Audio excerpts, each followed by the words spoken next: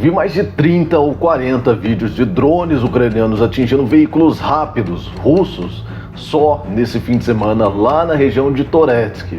Isso daí mostra uma nova estratégia de guerra que está nascendo ali, e ela não foi vista em lugar nenhum da Ucrânia, apenas no final da Batalha de Bakhmut, e eu já expliquei a respeito disso.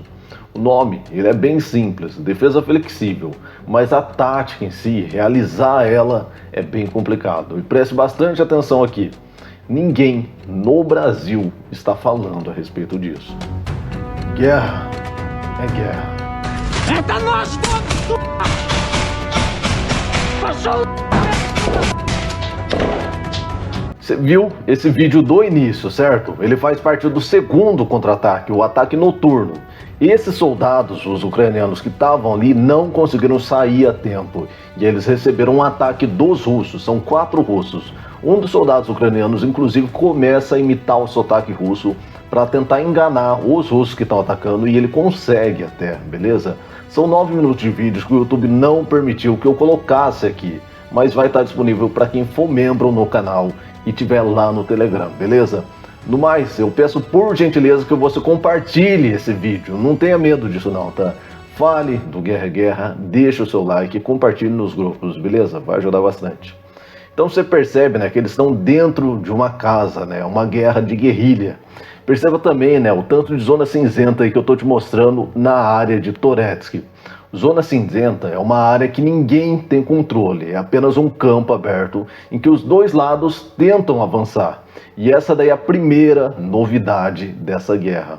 Então você presta atenção, não tem lugar nenhum da Ucrânia uma zona sem domínio desse tamanho, com esse formato todo aqui. Isso daí reflete uma nova ideia de terreno. Essa zona cinzenta justamente para deixar o ataque se alongar. O ataque ele vai bem longe e ele vai se enfraquecendo conforme o tempo, ele vai acabando ao longo de todo esse campo, né? Então essa área aí, ela não está desprotegida.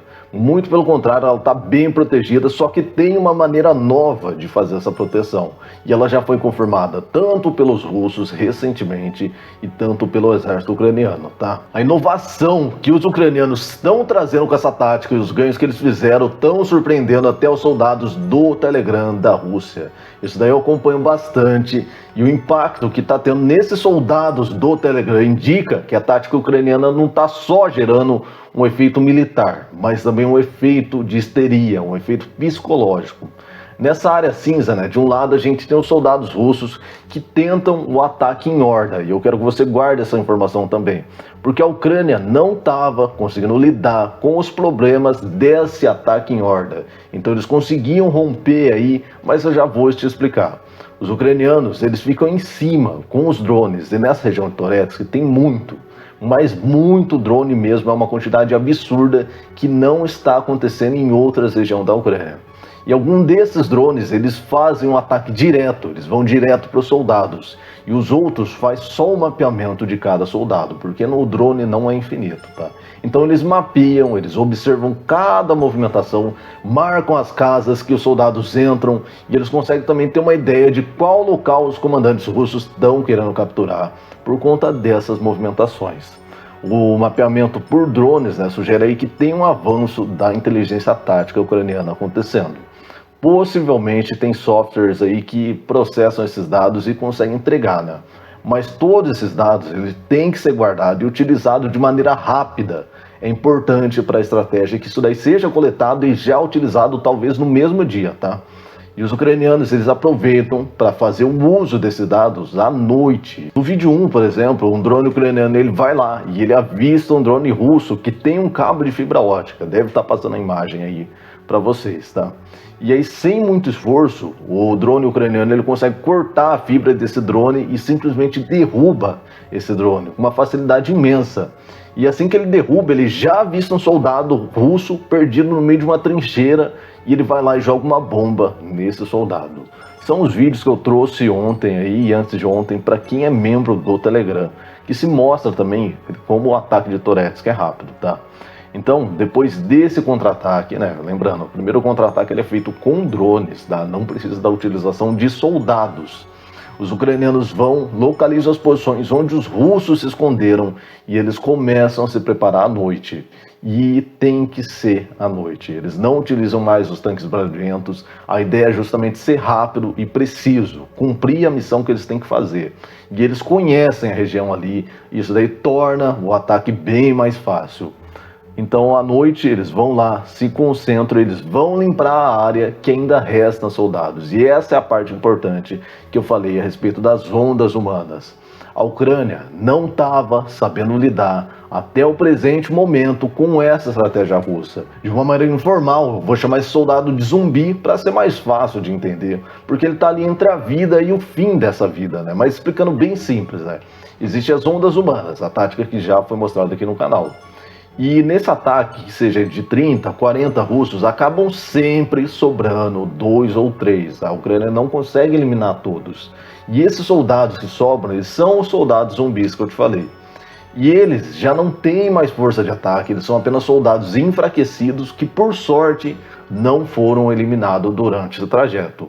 Mas eles não fazem a diferença a curto prazo, eles não fazem a diferença. Só que o que acontecia? Vamos lá, a gente tem 3 soldados e esses soldados eles vão lá e se escondem. Tanto que o cerco ucraniano ele deu errado por conta desses soldados perdidos. Então, eles estão escondidos, eles só conseguem fortalecer a própria casa, isso quando eles não entram dentro dos porão, dentro dos shelters e não saem, tá? Então, eles fazem o contra-ataque da Ucrânia ser mais difícil. Enquanto a Ucrânia tem um objetivo de contra-ataque, eles estão ali no meio daquele terreno. E a Ucrânia tem que lidar com os tiros desses soldados que estão desesperados no meio de um contra-ataque. Então, apesar deles não ter força para atacar, eles têm a força para atrapalhar, coletar dados de movimentações, caso eles fiquem quietos, e coletar dados de rádio também. E se a Ucrânia não resolvesse isso, o que acontecia? Os russos aproveitavam esses soldados que estavam perdidos em pontos específicos para fazer um novo ataque em direção ao local onde esse soldado estava perdido. Dá para entender? Então tem um soldado ali perdido no meio dessa casa. A Rússia percebe que ele sobreviveu 2 ou 3 dias e eles vão lá e mandam mais 50, 40 soldados para aquela região. Então aquele soldado que estava sozinho, ele acaba se fortalecendo por conta disso, tá? E a Ucrânia não sabia lidar com isso, que fique bem claro.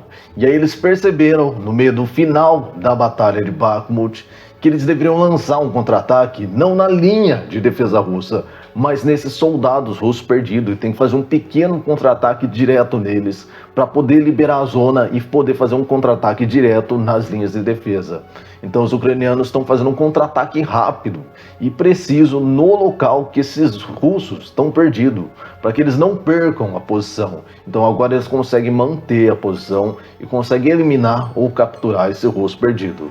E depois disso, né, o objetivo não é conquistar toda essa área. Eles vão, fazem um ataque noturno, pegam esses soldados perdidos e eles fazem um recuo máximo novamente. Eles voltam para a linha de defesa, para onde eles estavam. E aí eles só esperam acontecer um novo ataque de novo. E é por isso que se chama defesa flexível, uma maneira moderna, modernizada agora da defesa flexível. Isso daí se encaixa também com a quantidade absurda que a gente tem de zona cinzenta no campo de batalha. A zona que não é de ninguém. Em Bakhmut foi exatamente assim que os russos dominaram a cidade, que ela está devastada até hoje, não tem nenhuma utilidade até os dias de hoje. Os ucranianos eles se aproximavam muito da linha de frente, eles chegavam perto das linhas de defesa russa e tentavam contato direto. Isso daí foi um erro crucial que fez a cidade de Bakhmut cair. Claro, existiam outros fatores naquela época, os primeiros HIMARS estavam chegando, então o foco dos ucranianos começou a mudar, né? A transição para o HIMARS em Bakhmut provavelmente desviou os recursos humanos e estratégicos e atrasou a adaptação que agora vemos em Toretsk, né? Os soldados que tiveram que se adaptar para fazer a parte logística do HIMARS, treinar, coletar informação, aprender a utilização do equipamento, tudo isso aí demanda tempo e a Ucrânia tinha que tirar os soldados para começar um novo foco, que foi o último prego para a defesa ucraniana em Bakhmut. Mas no final dessa guerra, você já via aí alguns indícios de uma nova tática acontecendo, tá? Porém, ainda faltava uma indústria nacional ucraniana para melhorar a questão de drones.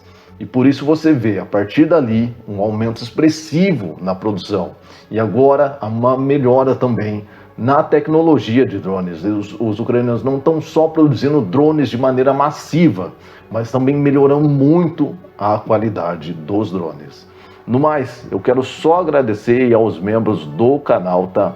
O Bruno, o Marcão, o Alexandre, o Nando, o Teófilo, o Pudinzão de Guerra, o Wagner, Rodrigo, o Fabiano, JML Passos. Amanhã já vai estar disponível o vídeo, tá? Guerra é guerra.